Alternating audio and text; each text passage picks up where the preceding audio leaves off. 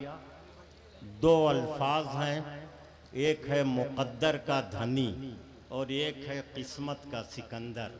इन दोनों लफ्ज़ों को अगर आप न जानते हो तो इमरान प्रतापगढ़ी को देख लीजिए। मैं उनसे गुजारिश कर रहा हूँ।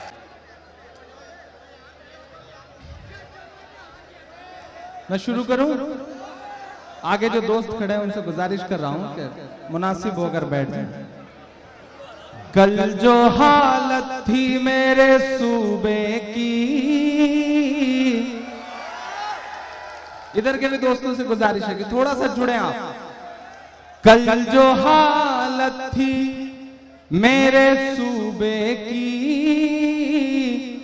उससे बदतर तो आज है बाबू।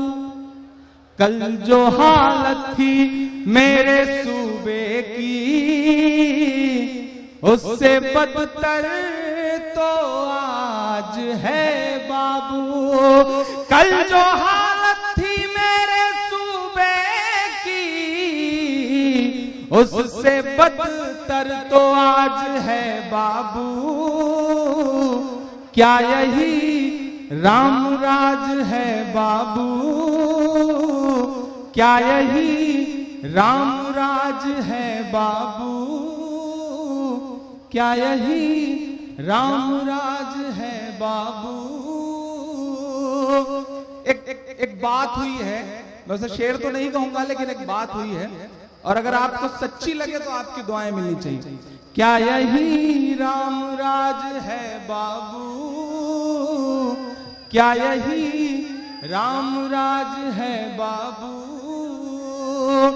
एक गमछे में गुंडई की छूट, एक गमछे में गुंडई की छूट, कैसा रस्मो रिवाज है बाबू?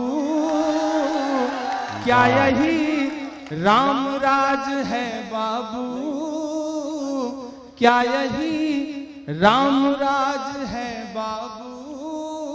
कल जो हालत थी मेरे सूबे की, उससे बदतर तो आज है बाबू। और अब सपा का तो कोई दोष नहीं, अब सपा का तो कोई दोष नहीं, अब सपा का तो कोई दोष नहीं। आपके सर पे ताज है बाबू। क्या यही राम राज है बाबू? उससे बदतर तो आज है बाबू। बहुत अच्छा सुन रहे हैं आप। एक दो नई नज़्में आपको सुनाने की कोशिश करता हूं। 4 मिसरे पढ़ता हूं। हमारे कुनबे के 2 बहुत बड़े नाम, या यूं कहूं कि 2 यूनिवर्सिटियां उर्दू शायरी की यहाँ पर मौजूद, और उनके आसपास भी बैठने का मौका हम बच्चों को मिल जाता है, तो हमें ऐसा लगता है कि पोस्ट ग्रेजुएशन की डिग्री तो उनके पास ही बैठ करके हम बच्चों को मिल गई। अभी एक को सुना आपने, दूसरे को सुनना है। इसी बीच में चाय हाजिर हो गई है। चाय वालों के बारे में कुछ बोलते हुए डर लगता है, कब कौन प्रधानमंत्री बन जाए कोई भरोसा भी नहीं है, तो इसलिए बड़ा सोच समझ के बोलना पड़ता है। और मैंने तो आजम भाई ये सोच रखा है कि आने वाले दिनों में किसी भी ढाबे पर, किसी भी होटल पे कोई भी बच्चा चाय सर्व करता हुआ नजर आया तो मैं उसे पकड़ूंगा और कोशिश करूंगा कि उसे ले जाके स्कूल में भर्ती करवाऊं, ताकि आने वाले वक्त में वो मुल्क की हालत और खराब न कर सके। मैं 4 मिसरे पढ़ता हूं और आपसे दुआएं मांगता हूं। कि लड़ाई तुमने जो ये बेहतरीन जीती है, लड़ाई तुमने जो।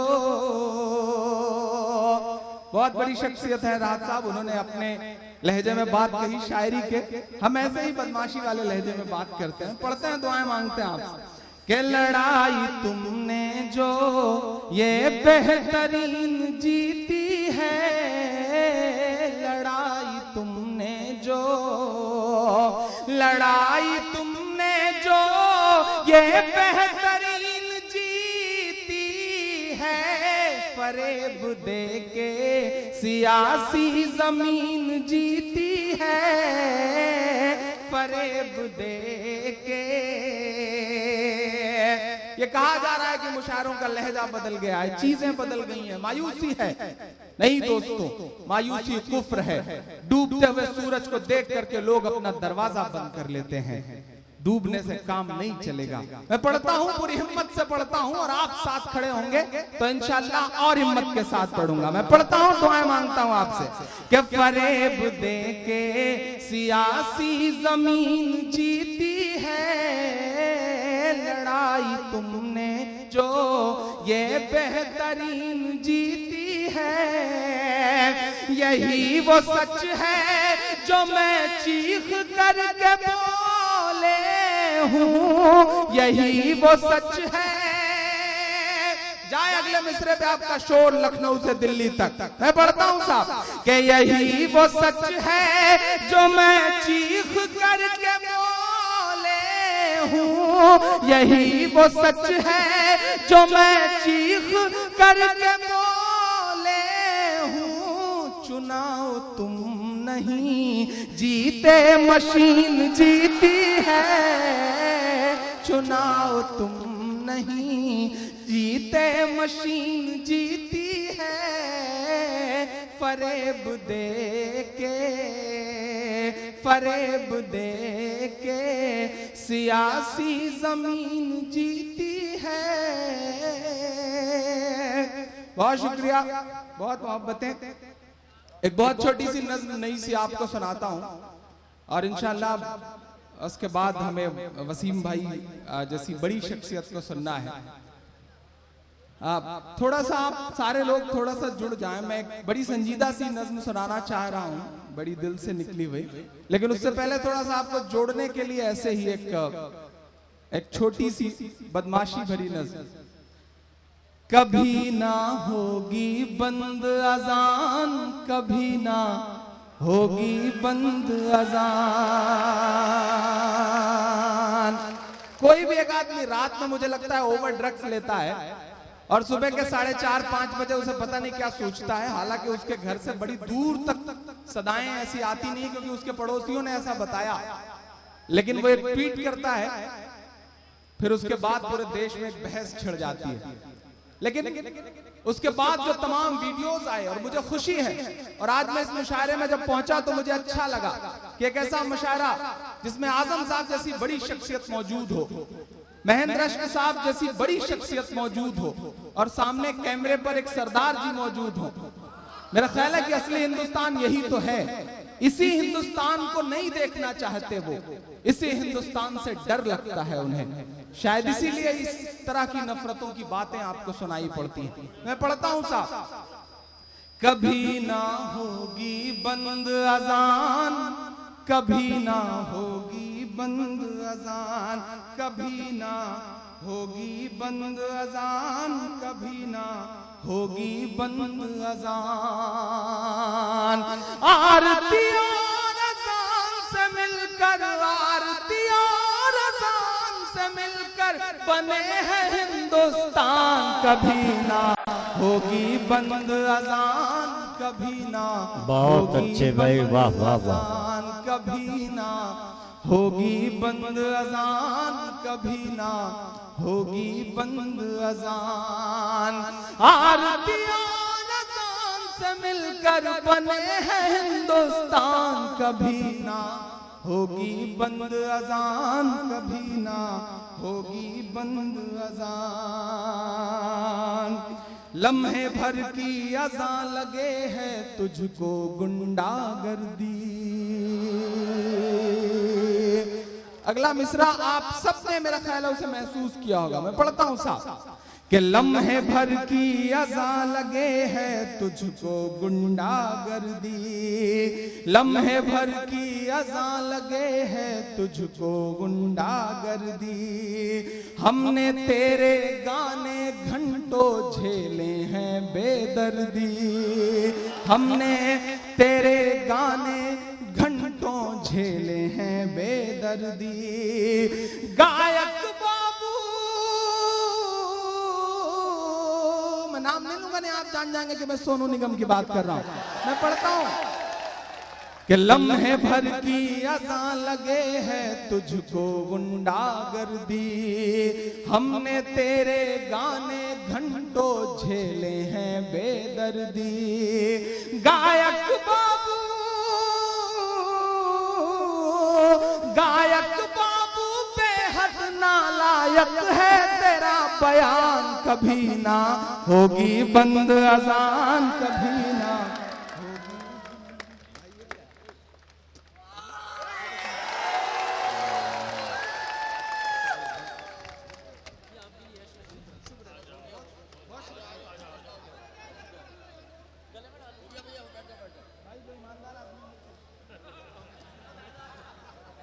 हालांकि मैंने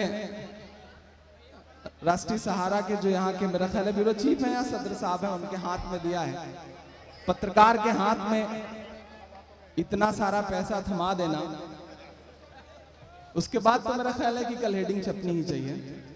बहुत अच्छा मुशायरा सुन रहे हैं आप, बहुत मोहब्बतों से सुन रहे हैं। मैं पढ़ता हूँ साहब कि लम्हे भर की अज़ां लगे है तुझको गुंडागर्दी, हमने तेरे गाने घंटों झेले हैं बेदर्दी। गायक बाबू बेहद नालायक है तेरा बयान, कभी ना होगी बंद अज़ान, कभी ना होगी बंद अज़ान। हर एक हिंदू और मुसलमान का है ये ऐलान, कभी ना होगी बंद अज़ान, कभी ना होगी बंद अज़ान, कभी ना होगी बंद अज़ान, कभी ना होगी बंद अज़ान। ये मेरी आंखों के सामने जो नई नस्ल बैठी है, मैं खास तौर से इससे मुखातिब होते हुए एक बात कह रहा हूं कि सोशल मीडिया पे एक ट्वीट के जरिए या फेसबुक की एक पोस्ट के जरिए या एक वीडियो के जरिए लिटमस टेस्ट किया जाता है कि नफरतों की वो बात कहां तक असर रखेगी, ताकि उसके बाद की चीजें कैसे इंप्लीमेंट हो सके। मैं आपसे गुजारिश करता हूं कि ये दौर थोड़ा सा मुश्किल दौर है। अभी आप राहत साहब पढ़ रहे थे, जब आपने एक आवाज उठाई थी तो मैं आजम भाई के चेहरे पे जो आपके लिए मोहब्बत और समझाने के भाव देख रहा था, उसके हिसाब से आपसे एक बात कहना चाहता हूं कि जो नफरत वाली ताकतें हैं, ऐसा नहीं है कि सब कुछ उनके हाथ में आ गया है। आज का दौर ऐसा दौर है कि आपको यह बात समझनी पड़ेगी, एक बड़ी तादाद में इस देश का हिंदू भाई ऐसा है जो आपके कंधे से कंधा मिला करके चलना चाहता है। आपकी जिम्मेदारी बनती है कि ऐसे लोगों को पहचानिए और उन्हें मजबूत करिए, उन्हें ताकत दीजिए, उन्हें हिम्मत दीजिए। आप ये मत समझिएगा कि आपकी लड़ाई सिर्फ बुखारी साहब लड़ रहे हैं। आप ये बिल्कुल मत समझिएगा कि आपकी लड़ाई वहां दूर प्रदेश से आए हुए एक साहब लड़ रहे हैं। ऐसा बिल्कुल नहीं है, क्योंकि इंसाफ बचाने की आखिरी उम्मीद लेकर के सुप्रीम कोर्ट की चौखट पे जो वकील खड़े थे, उसमें से एक भी मुसलमान नहीं था, सारे के सारे हिंदू भाई थे। ऐसे लोगों को पहचानने की जरूरत है, ऐसे लोगों को मजबूत करने की जरूरत है। आप गुजरात गुजरात गुजरात चिल्लाते हैं, लेकिन गुजरात के मसले को सच में जो अदालत तक ले जाने का काम करती है, उसका नाम तीस्ता सी तलवार है, और वो कोई मुसलमान नहीं है। आपको पहचानना पड़ेगा ऐसे लोगों को, आपको मजबूत करना पड़ेगा ऐसे लोगों को। नजीब के लिए पूरे हिंदुस्तान में प्रोटेस्ट हो रहा है, लेकिन मैं पूरी जिम्मेदारी से ये बात कह रहा हूं कि नजीब की तलाश के लिए वसंत कुंज थाने के बाहर जिस लड़के ने सबसे ज्यादा लाठियां खाई हैं, उसका नाम मोहित पांडे है, इमरान नहीं है। पहचानिए ऐसे लोगों को, मजबूत करिए ऐसे लोगों को, ताकत दीजिए ऐसे लोगों को। इन नफरत वाली ताकतों से आप तभी लड़ पाएंगे। मैं 4 मिसरे पढ़ता हूं साहब। के चाक है जिगर फिर भी आए हैं रफू करके, गाजियाबाद में जब हज हाउस के संगे बुनियाद मेरा ख्याल है कि आजम भाई ने रखवाई होगी, तो शायद कहीं ना कहीं उस तामीर में ये शेर जहन में रहा होगा। मैं पढ़ता हूं साहब कि चाक है जिगर फिर भी आए हैं रफू करके, जाएंगे हकीकत से तुमको रूबरू करके, जाएंगे हकीकत से तुमको रूबरू करके। प्यार की बड़ी इससे और मिसाल क्या होगी, प्यार की बड़ी इससे और मिसाल क्या होगी। हम नमाज पढ़ते हैं गंगा में वजू करके, हम नमाज पढ़ते हैं गंगा में वजू करके। बहुत शुक्रिया, आपने जो तालियां बजाई हैं उनमें इंशाल्लाह मेरे बाल बच्चे पल जाएंगे जो भी पैदा नहीं हुए हैं।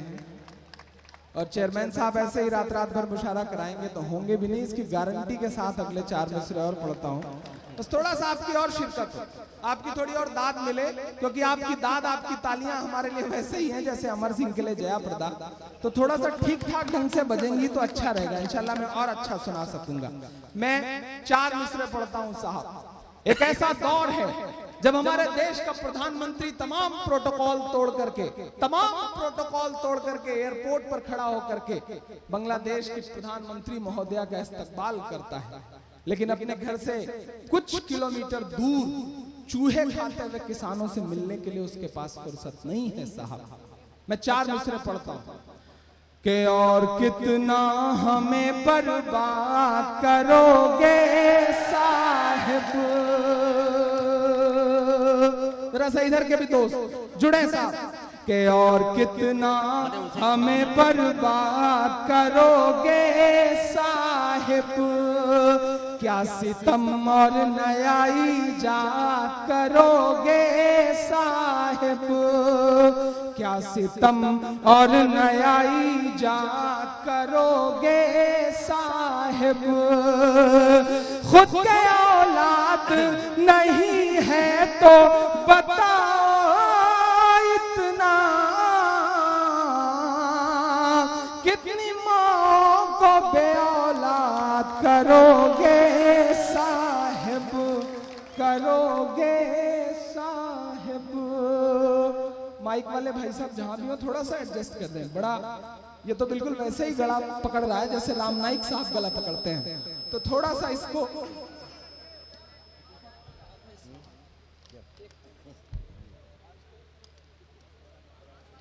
मंतर मंतर पर देखा है भूखे पड़े किसान को। जंतर मंतर पर देखा है भूखे पड़े किसान को।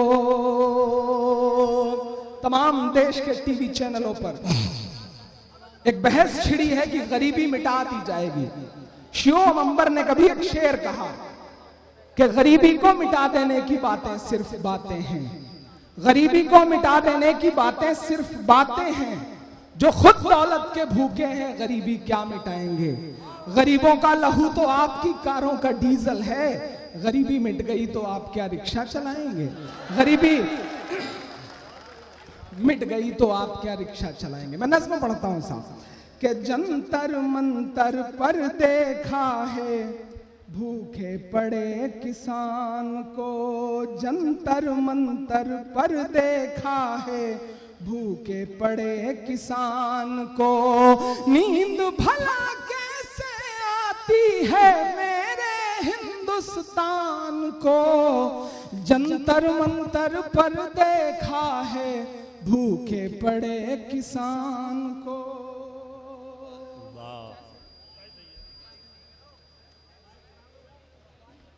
माइक को डिफेक्ट है भाई साहब, कोई अलग सा वो लगा दिया क्या आपने इसमें? थोड़ा सा इसे बेहतर कर दें।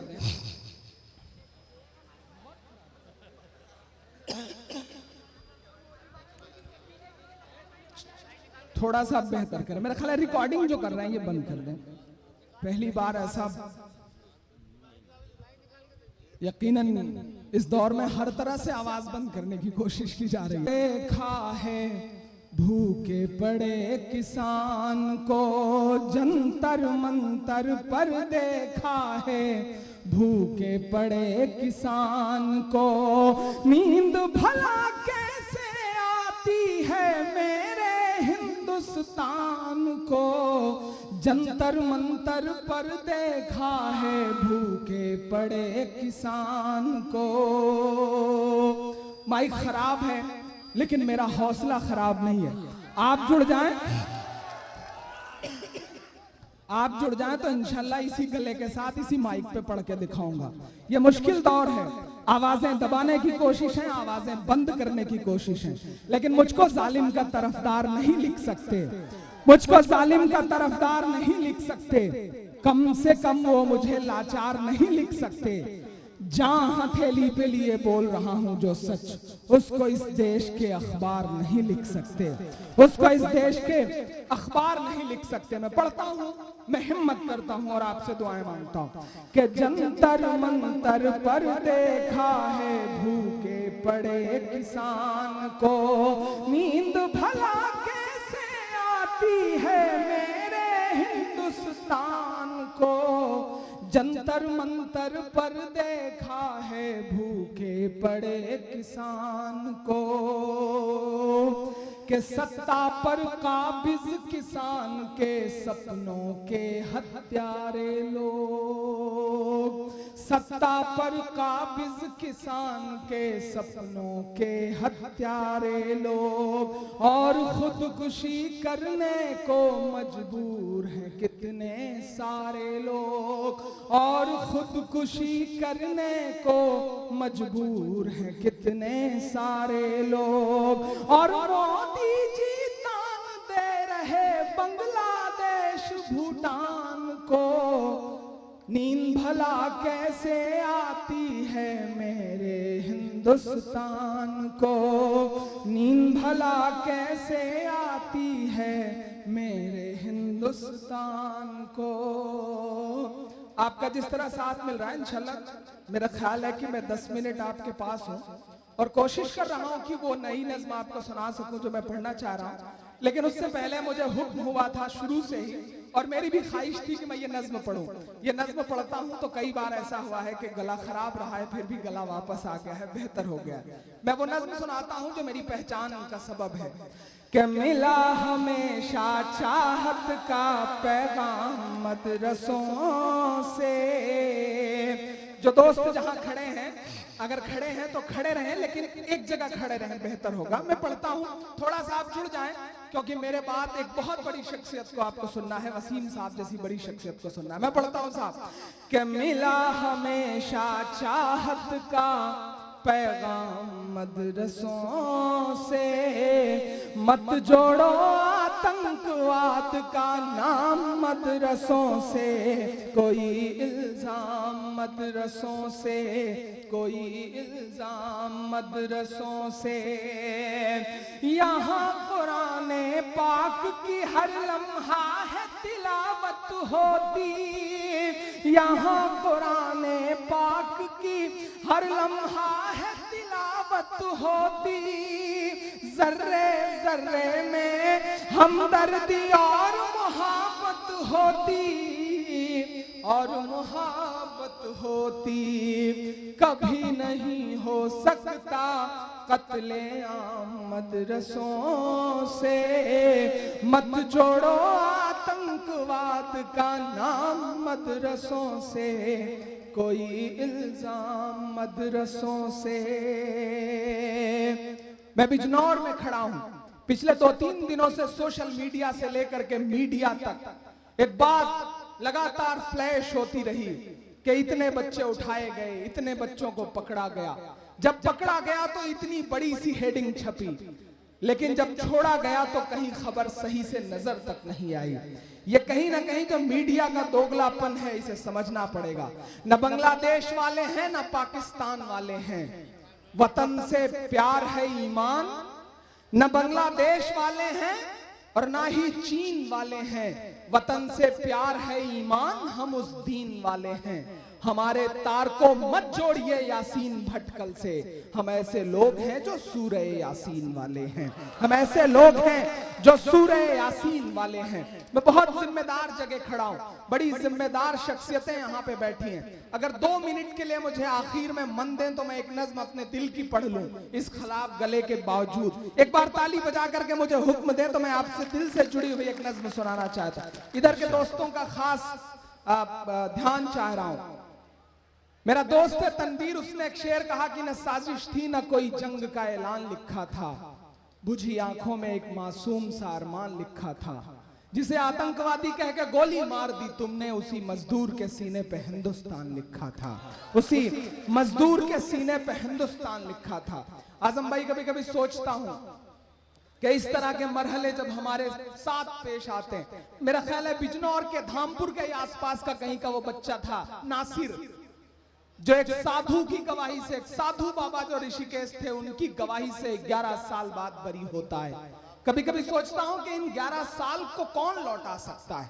कभी कभी सोचता हूं कि 13 साल बाद, 15 साल बाद जो ये बच्चे वापस लौटते हैं अदालतों से बरी होकर, इनके ये साल कौन लौटा सकता है। तब मैं एक नज्म पढ़ता हूं साहब, किस सियासी खेमे के पास जाकर के अपना दर्द गाऊं, किसके सामने रोऊं, तो मेरा मन करता है कि उससे गुफ्तगू करूं जिसका नाम भारत माता है, जो संसद भवन की मोटी मोटी दीवारों में कैद होकर के सो रही है। मैं एक नज्म पढ़ता हूं साहब कि सदियों से यहीं पर रहता है, जाने कितने दुख सहता है, भीगी पलकों से एक बेटा भारत माँ से ये कहता है।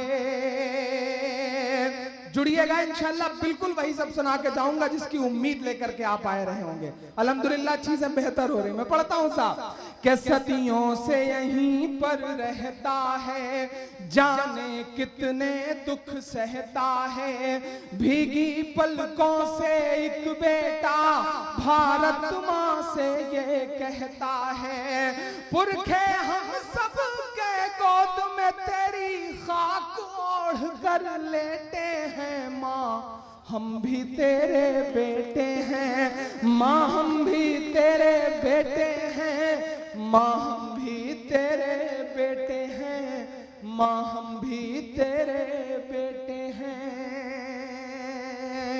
पहला बंद पढ़ता हूं इस नज्म का साहब कि माँ तेरा आंचल छोड़ के हम 47 में भी नहीं गए।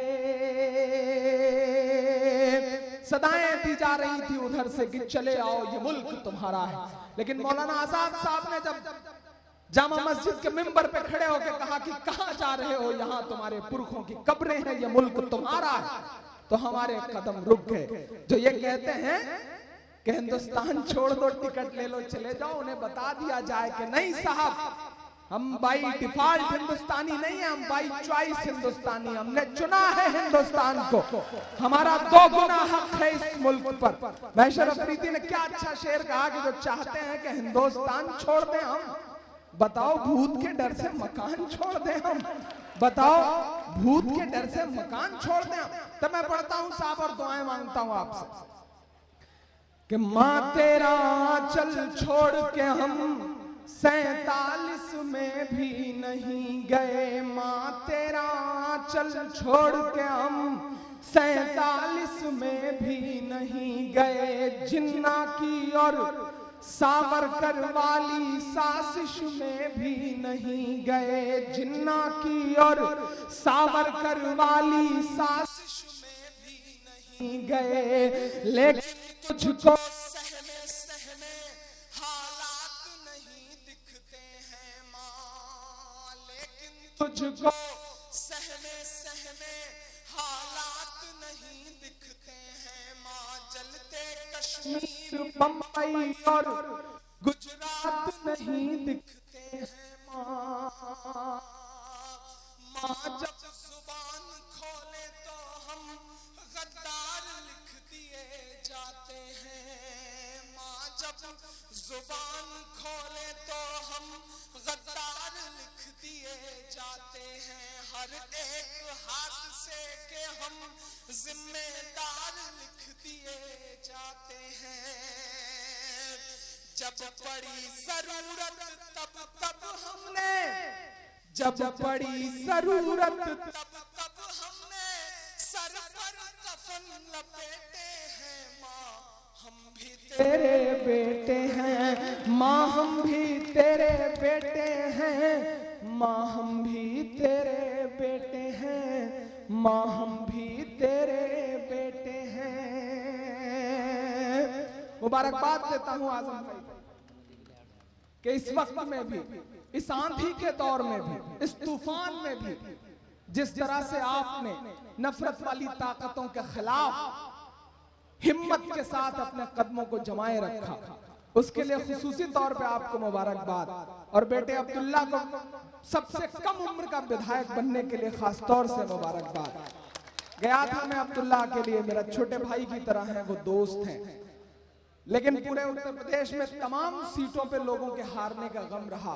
लेकिन आप यकीन करें कि जो गम रुचिवीरा जी के चुनाव हारने का हुआ है, मुझे लगता है कि एक ऐसी शख्सियत चुनाव हारी है कि 5 साल बिजनौर भी पछताएगा, अवाम भी पछताएगी, हम सारे लोगों को भी तकलीफ है। काश आप चुनाव जीती होती, लेकिन ठीक है, अल्लाह ने आपको वो हुनर दिया है, वो सलाहियत दी है, और अवाम के दिलों में वो मोहब्बत है आपके लिए कि अल्लाह करे कि अगली बार हम आपको फिर से विधायक के तौर पे देखें, और विधायक ही नहीं बल्कि मिनिस्टर के तौर पे देखें, क्योंकि बिजनौर को आपने जलने से बचाया। एक ऐसा वक्त था कि पूरे बिजनौर पे नफरत वाली ताकतें हावी हो रही थी, लेकिन आपने खुद खड़े होकर के जो हिम्मत दिखाई, उसके लिए सलाम है आपको।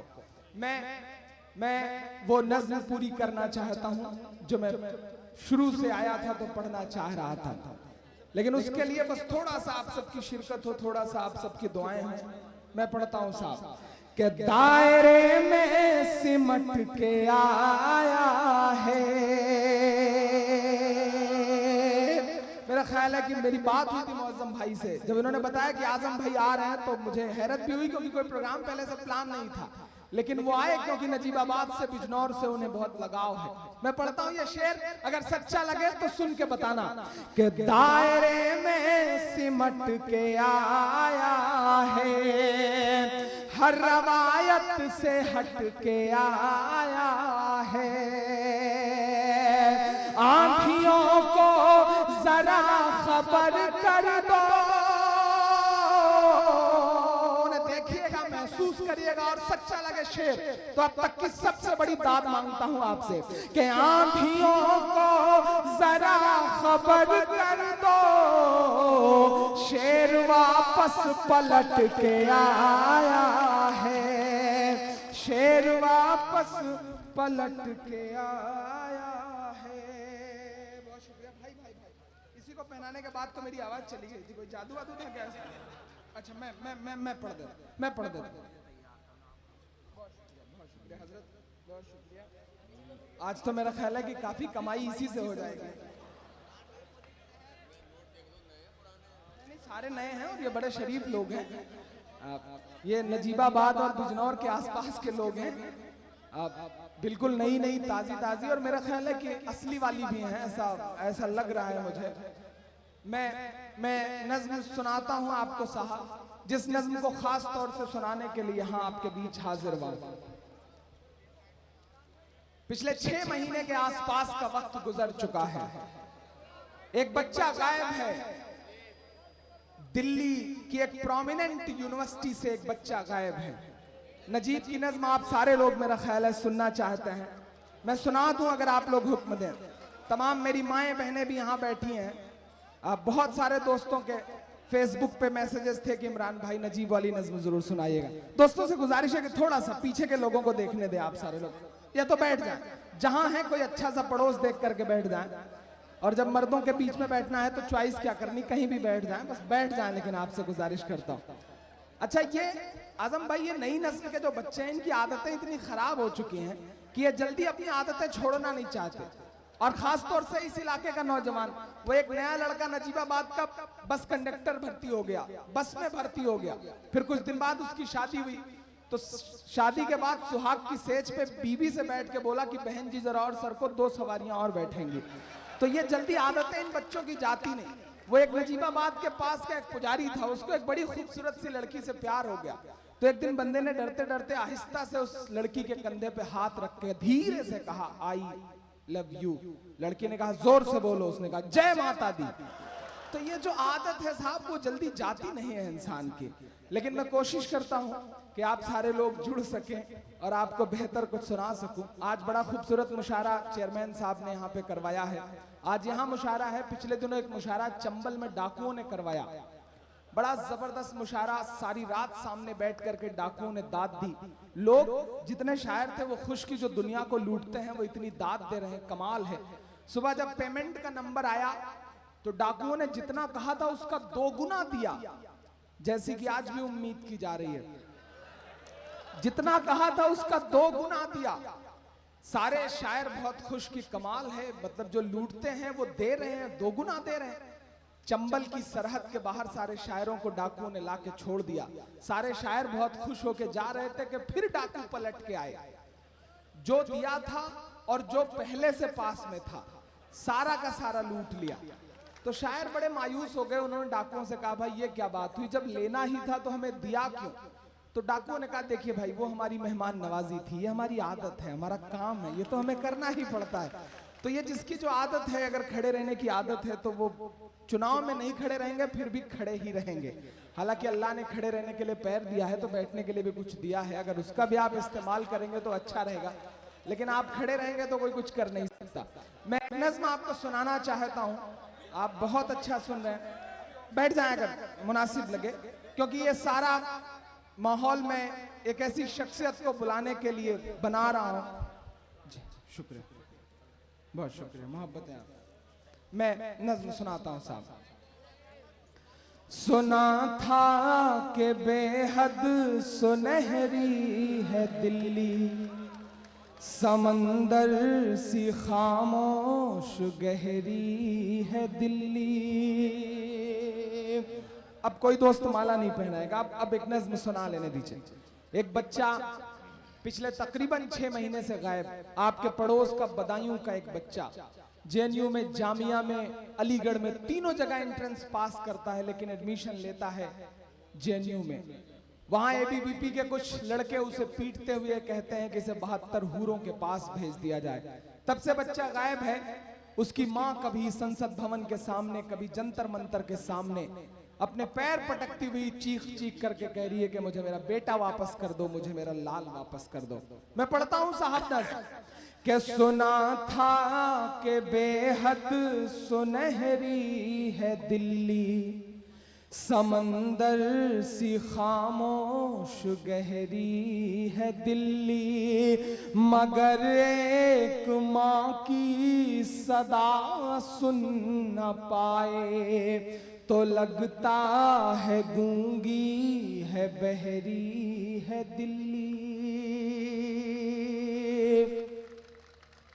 सुना था कि बेहद सुनहरी है दिल्ली, समंदर सी खामोश गहरी है दिल्ली, मगर एक माँ की सदा सुन न पाए तो लगता है गूंगी है, बहरी है दिल्ली।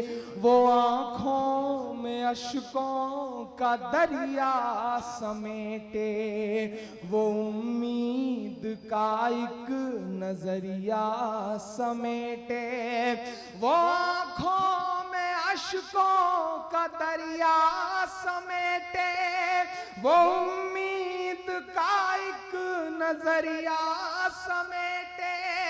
यहाँ कह रही है, वहाँ कह रही है, तड़प कर के ये माँ कह रही है कि नहीं पूछता है कोई हाल मेरा, कोई ला के दे दे मुझे लाल मेरा, कोई ला के दे दे मुझे लाल मेरा।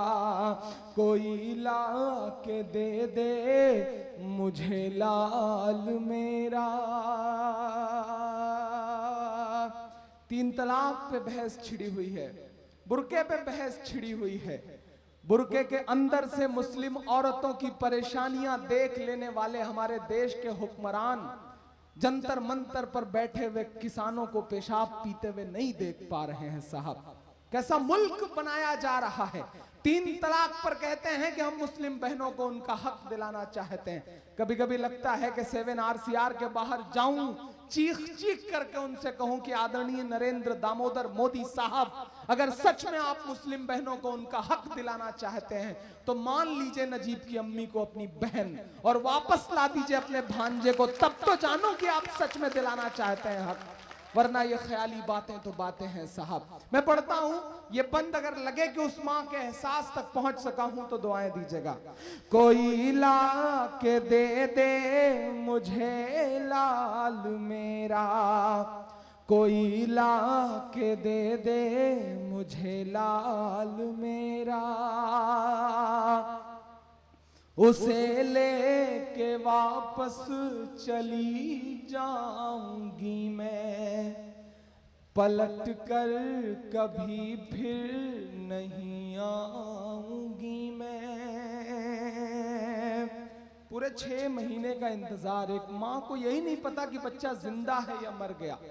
कभी रखिएगा उस बच्चे की जगह खुद को, कभी सोचिएगा उस माँ की जगह अपनी अम्मी को, तो शायद उस दर्द के एहसास तक पहुंच सकिएगा कि उसे लेके वापस चली जाऊंगी मैं, पलट कर कभी फिर नहीं आऊंगी मैं, उसे लेके वापस चली जाऊंगी मैं, पलट कर कभी फिर नहीं आऊंगी मैं। वही है बुढ़ापे का मेरे सहारा, वो बिछड़ा तो जिंदा ही मर जाऊंगी मैं, कि उसे लेके वापस चली जाऊंगी मैं, पलट कर कभी फिर नहीं आऊंगी मैं। वही है बुढ़ापे का मेरे सहारा, वो बिछड़ा तो जिंदा ही मर जाऊंगी मैं। वही है मेरी जिंदगी की कमाई, वही है मेरी जिंदगी की कमाई, वही तो है सदियों का आमाल मेरा। कोई ला के दे दे मुझे लाल मेरा, कोई ला के दे दे मुझे लाल मेरा। आखिरी बंद पढ़ता हूं साहब इस नज्म का और अपनी जगह लेता हूं। आखिरी बंद पढ़ते हुए बस एक शिकायत इस हिंदुस्तान के चौथे खंबे से करना चाहता हूं, जो लोकतंत्र का चौथा खंबा है।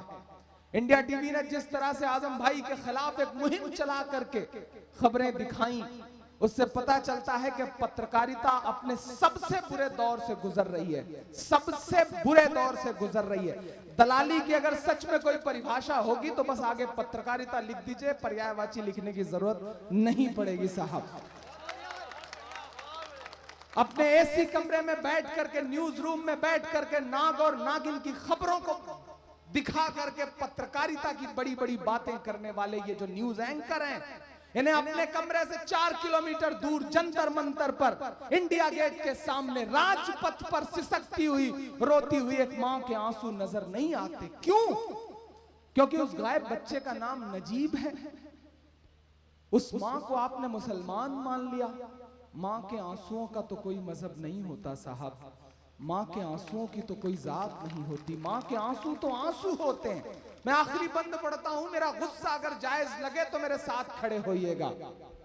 कि ये टीवी के एंकर कहां मर गए हैं।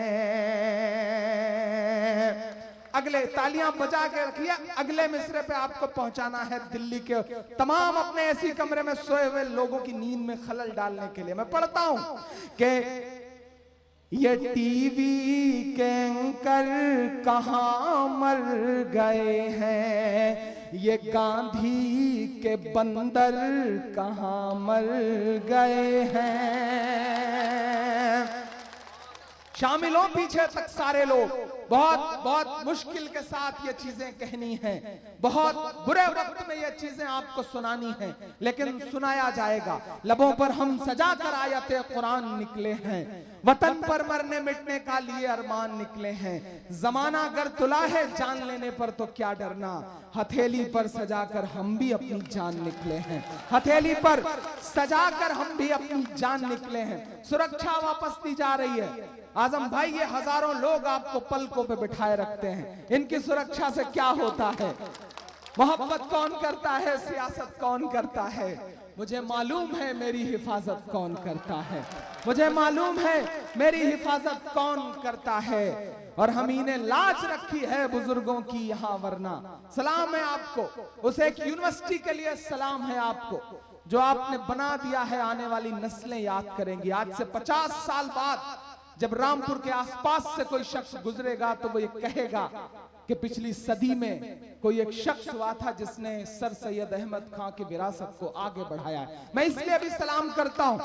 मैं सियासी रहनुमा के तौर पे हम शायरों को कोई लेना देना नहीं होता, लेकिन मैंने कभी आपके लिए एक शेर कहा था कि लुटा दें तेरी खातिर जान फिर भी गम नहीं होगा, लुटा दें तेरी खातिर जान फिर भी गम नहीं होगा, तेरे जैसा कोई अब जख्म का मरहम नहीं होगा। मिला तुझसे तो एक शायर के दिल की धड़कनें बोली, कई सदियों तलक अब दूसरा आजम नहीं होगा, कई सदियों तलक अब दूसरा आजम नहीं होगा। मैं ये जानता हूं कि आपको दूर के ढोल सुहावने लगते हैं, लेकिन मेरी नई नस्लों होशियारी और समझदारी से काम लो। ना शहद से जीती जाती है, ना नीम से जीती जाती है, ना संविधान के पन्नों में तरमीम से जीती जाती है। ये बात हमारी नस्लों को अब जल्द समझनी ही होगी। कुछ जंग जमाने में यारो तालीम से जीती जाती है, कुछ जंग जमाने में यारो तालीम से जीती जाती है। मैं इसलिए भी सलाम करता हूं और आखिरी बंद पढ़ता हूं कि ये टीवी के एंकर कहां मर गए हैं, ये गांधी के बंदर कहां मर गए हैं। मेरी चीख और मेरी फरियाद कहना, ये साहिब से एक माँ की रुदाद कहना। मेरी चीख और मेरी फरियाद कहना, ये साहिब से एक माँ की रुदाद कहना। कहीं झूठ की शख्सियत बह न जाए, ये नफरत की दीवार छत बह न जाए, है एक माँ के अश्कों का सैलाब साहिब, कहीं आपकी सल्तनत बह न जाए। कहीं झूठ की शख्सियत बह न जाए, ये नफरत की दीवार छत बह न जाए, है एक माँ के अश्कों का सैलाब साहिब, कहीं आपकी सल्तनत बह न जाए। उजड़ सा गया है गुलिस्तां वतन का, उजड़ सा गया है गुलिस्तां वतन का। नहीं तो ये भारत था खुशहाल मेरा कोयला।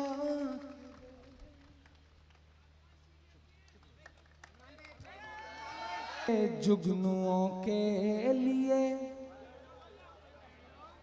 उसके सूखे हुए आंसुओं के लिए, जरा सा आप जुड़ जाए, बिल्कुल नई नज्म सुना रहा हूं। 85 साल की एक मां, दोनों आंखों से नाबीना, दोनों आंख नहीं है, और अच्छा है कि उसकी आंखें नहीं थीं, वरना वो अपने बेटे पहलू खान को तड़पा तड़पा के मारे गए वीडियो को देख करके क्या गुजरती उसके दिल पर।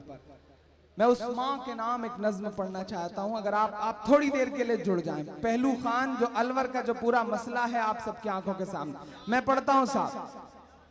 कि एक बुझी आंख के जुगनुओं के लिए, उसके सूखे हुए आंसुओं के लिए, एक बुझी आंख के जुगनुओं के लिए, उसके सूखे हुए आंसुओं के लिए, एक बुझी आंख के जुगनुओं के लिए, उसके सूखे हुए आंसुओं के लिए, उसके सूखे हुए आंसुओं के लिए, सिर्फ अलवर के पहलू का किस्सा नहीं, सिर्फ अलवर के पहलू का किस्सा नहीं, मेरे आंसू हैं सब पहलुओं के लिए, मेरे आंसू हैं सब पहलुओं के लिए, उसके सूखे हुए आंसुओं के लिए, एक बूढ़ी सी मां की कहानी है ये, आंसुओं संग सबको सुनानी है ये, एक बूढ़ी सी मां की कहानी है ये, आंसुओं संग सबको सुनानी है ये। खुश नसीबी कहूँ बदनसीबी कहूँ, खुश नसीबी कहूँ बदनसीबी कहूँ, मुझको अफसोस मेरी ज़बानी है ये, एक बूढ़ी सी माँ की कहानी है ये, आंसुओं संग सबको सुनानी है ये, एक रोती बिलखती हुई अंधी माँ,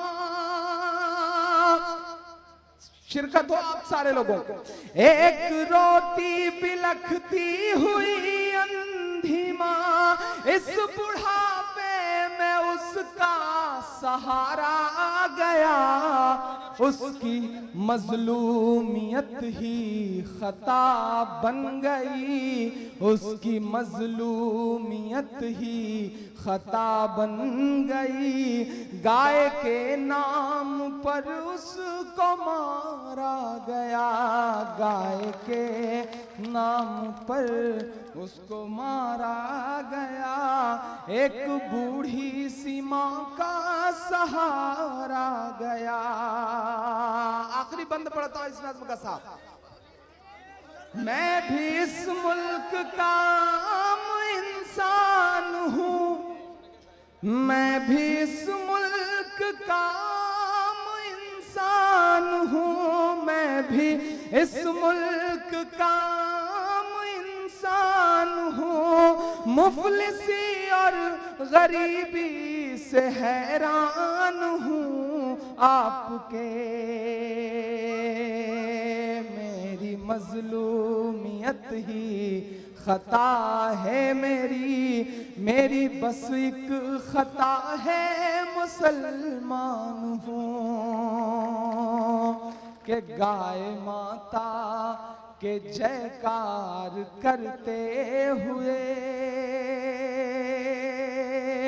गाय माता के जयकार करते हुए, गर्व से मौत के घाट उतारा गया, एक बूढ़ी सी माँ का सहारा गया, एक बूढ़ी सी माँ का सहारा गया, एक बूढ़ी और जाते जाते आखिरी के 4 मिसरे पढ़ के जाता हूं साहब। कि मेरी खुशबू, नहीं तो मेरी बात सुन, अगर फिलिस्तीन सुनना है तो पहले फिर वसीम भाई को सुन लीजिए, उसके बाद सुनाऊंगा। अगर सुनना है तो फिर पहला काम ये कर लीजिए कि आप वसीम भाई को सुन लीजिए, उसके बाद सुनाओ। मैं अनवर भाई से गुजारिश करता हूं कि वसीम भाई को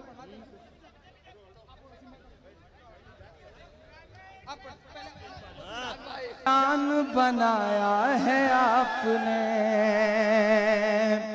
मुअज्जम भाई का ये कामयाब तरीन मुशायरा, उन्हें मुबारकबाद कि उनके अप्पू ने जो ख्वाब देखा था या जो तरबियत उनकी की थी, उसको जिस सलीके से उन्होंने आगे बढ़ाया, एक बार मुअज्जम भाई के लिए जोरदार ताली बजाएं, मुअज्जम चेयरमैन साहब के लिए। फिर मैं शुरू करूं कि सबके दिलों की जान बनाया है आपने, मुश्किल को भी आसान बनाया है आपने। कैसे अदा करूंगा मोहब्बत का कर्ज मैं, इमरान को इमरान बनाया है आपने, इमरान को इमरान बनाया है आपने। ये मेरी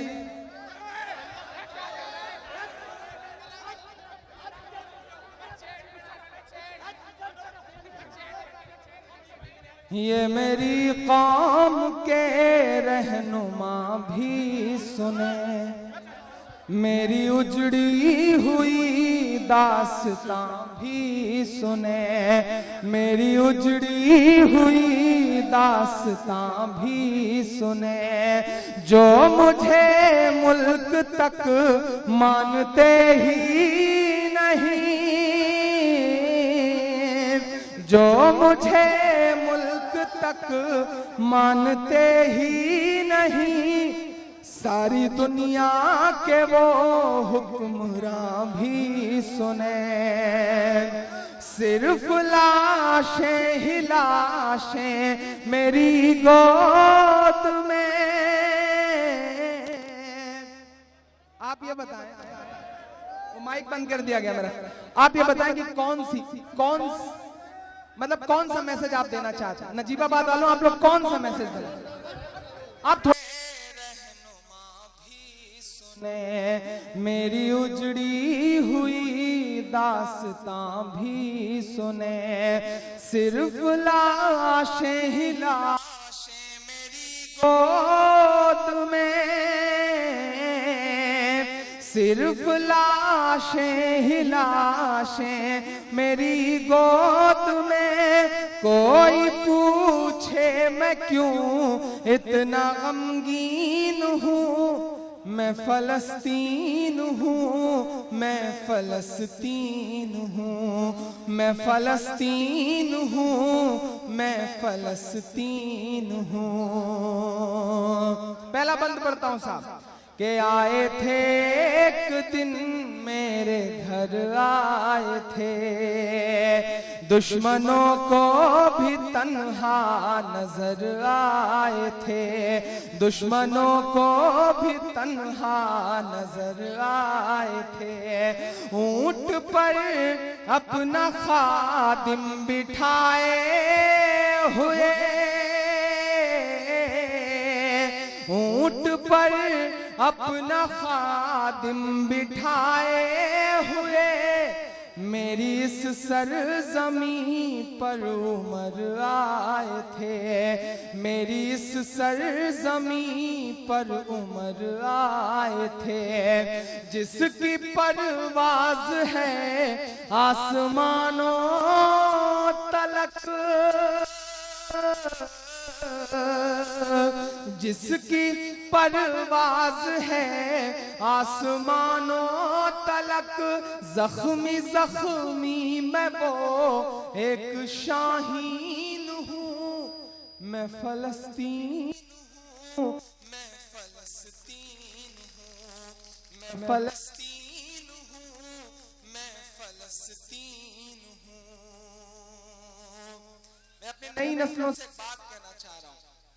आपको क्या लगता है कि इस धक्का मुक्की में, मुश्किल में खड़े होकर के भी पढ़ना अच्छा नहीं लगता, बिल्कुल नहीं लगता। लेकिन मैं जानता हूं कि इस भीड़ में कई कई 100 किलोमीटर से मुझे सुनने के लिए लोग आए हैं। उनका कर्ज है मेरे ऊपर, उनकी मोहब्बतों का सदका हूं मैं।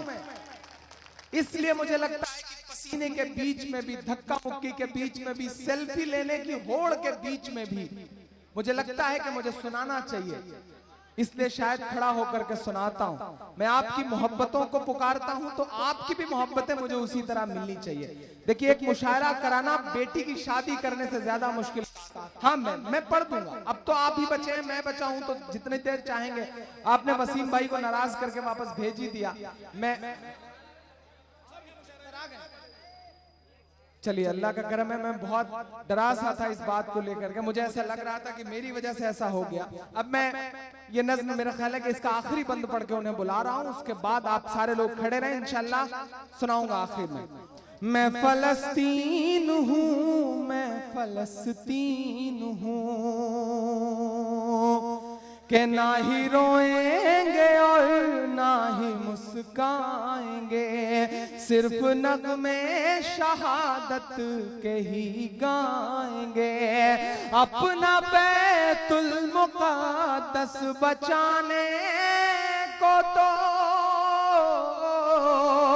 अपना बैतुल मुक़द्दस बचाने को तो मेरे बच्चे अबाबील बन जाएंगे, मेरे बच्चे अबाबील बन जाएंगे। जो सितम ढा रहे अबरहा की तरह, जो सितम ढा रहे अबरहा की तरह, उनकी खातिर मैं सामान तौहीन हूँ। मैं फलस्तीन हूँ, मैं फलस्तीन हूँ, मैं फलस्तीन हूँ, मैं फलस्तीन हूँ के चाक दामन रफू करके लिखता हूँ मैं, जख्म से गुफ्तगू करके likhta हूँ मैं, दर्द गाने को भी हौसला चाहिए, दर्द गाने को भी हौसला चाहिए, आंसुओं से वजू करके लिखता हूँ मैं, आंसुओं से वजू करके लिखता हूँ मैं, अपनी सांसों में आबाद रखना मुझे। नजीबाबाद वालों कोई बड़ी ख्वाहिश नहीं, बस इतना आपसे कहना है कि अपनी सांसों में आबाद रखना मुझे, मैं रहूं ना रहूं याद रखना मुझे, याद रखना मुझे, याद रखना मुझे।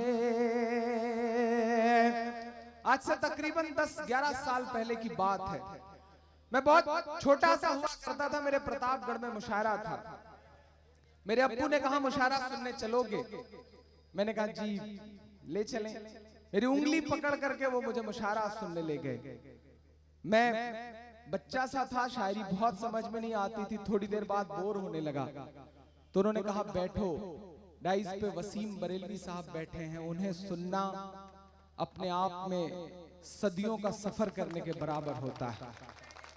ये मेरी खुशनसीबी है कि मेरे अब्बू मेरी उंगली पकड़ करके मुझे उस मुशायरे में वसीम बरेलवी साहब को सुनवाने ले गए थे। और मैं अल्लाह से दुआ करता हूं कि आने वाले 20 सालों बाद जब मेरा बेटा बड़ा हो जाए तो मैं उसकी उंगली पकड़ करके ले जाऊं और उससे कहूं कि चलो तुम्हें वसीम बरेलवी साहब को सुनवा लाता हूं। मैं इससे ज्यादा कोई तमहीद नहीं बना सकता।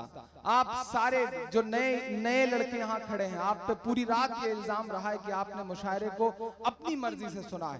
मैं थोड़ी देर अपनी मोहब्बतों की दुहाई देते हुए आपसे गुजारिश करता हूँ कि जब तक वसीम साहब वहां से इस माइक तक आए तब तक तालियां बजा करके उनका मूड बना दीजिए कि आज वो कुछ बहुत अच्छा सुना दें। इंशाल्लाह आखिर में मैं इंशाल्लाह कुछ ना कुछ सुना दूंगा। मैं बहुत मोहब्बत से, बहुत अदब से प्रोफेसर वसीम बरेलवी साहब से गुजारिश कर रहा हूं कि आप आए और जितनी देर आप सुनना चाहें और सर जितनी देर सुनाना चाहें। बड़ी कमजोर ताली है, एक बार जोरदार ताली आप सारे लोगों की बजनी चाहिए।